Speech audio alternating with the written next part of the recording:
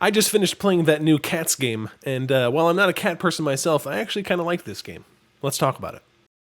What's up, everybody? Welcome to Crossplay. I'm Pastor Mark, and today I want to talk to you about Stray, that new cat simulator slash puzzle platformer thing that everyone seems to be talking about right now. This was recently released on the PlayStation Plus Extra and Premium platforms, or you can just buy it outright at $40, and that's ultimately the question I want to wrestle with at the end of the video is this worth the price that they're asking? So we'll talk about that more. The setting of this game is really unique. You play as a cat.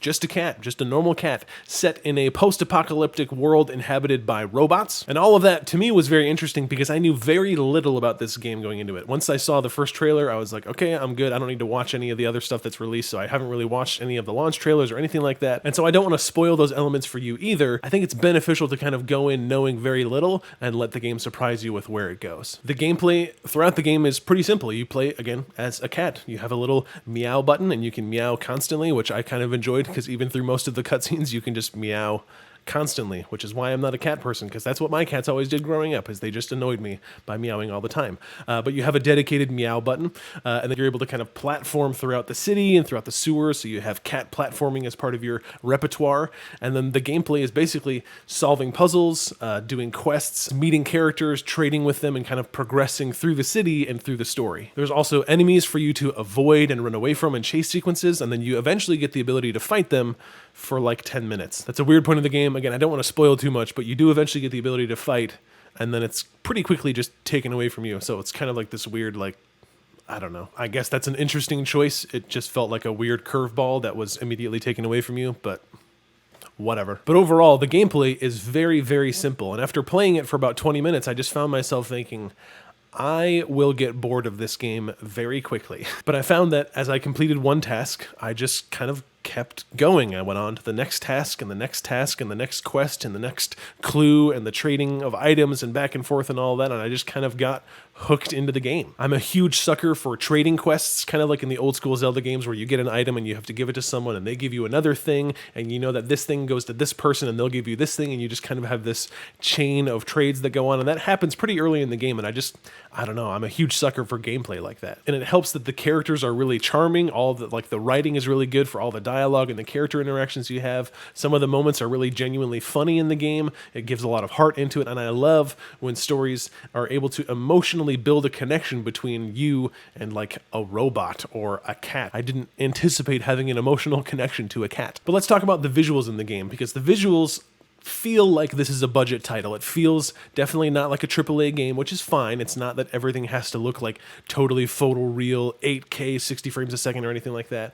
But I did find myself looking at some character models and thinking, wow, this is a really detailed close-up of a not really detailed character model, and I'm so used to playing games, I'm playing on PS5, playing in 4K, playing in 60 frames a second, playing in HDR, and when you come across something that's just not super high fidelity, it kind of feels like, man, I feel like they could have just like upped the resolution or upped the hair count on the fur or something for the cat, because there's games that do this well. I don't know, I just found myself looking at the cat model sometimes, your main character, the cat, and thinking, this character model for this cat looks like what other cats look like in games like The Witcher or Fallout. Like, it's just not very high res, not super high detailed. It's fine, it gets the job done, but I feel like it's a little lacking in points. And as for the story, it took me about 4 hours, just over 4 hours, to beat the story from start to finish. And then I spent some time going back, trying to clean up a few quests and trying to get a stupid trophy that made me want to pull my hair out. If you know the trophy, I think it's called like Catch Me If You Can or something, about not getting caught in the first chase. Drove me insane, but I got it. And so with all of that information, we're kind of left with this question of value. Is a game like this worth $40? And I don't think that's really a question that I can answer for you. I can only talk about for me personally, because for you, you might look at like the character and box art and think, oh my gosh, that looks just like my cat from growing up, so I have to pay $40, I'll pay $100 to play this game. And if that's you, great. That's awesome. Good for you. For me personally, I look at a game like this and I don't really factor in the amount of time it takes to beat the story, because that to me is not really an indicator of value. I mean, if I look at a game like The Witcher 3, that's probably 100+ hours of content. Does that really mean we should pay $100+ for the game? I don't know, maybe. But I don't think just because the game is short means it's worth less. For me, it comes down to what is in the game game? Is there replay value? Is there enough here to compel people with a value proposition to make them want to buy it? And the value proposition is pretty good. It's a unique game, a unique setting, unique gameplay. Those are all wins, but it's simple. The visuals are kind of lacking for me in terms of what's available, and there's not really a ton of replay value unless you're a completionist. But even if you are, I feel like you could complete this game to its entirety in probably less than 7 hours. And so that just leaves the value question of, would you spend $40 on this? I don't know. I probably wouldn't, but for me, it was included in the PlayStation Plus Extra and Premium, so because I'm in that tier, I just played it. And so for people like that, if you have PlayStation Plus Extra or Premium, I would say definitely check it out because it's included in your subscription. It's a fun game. It's unique. It's kind of a breath of fresh air in that it's different than everything else that's coming out, and there's really nothing else that is coming out, so it's this...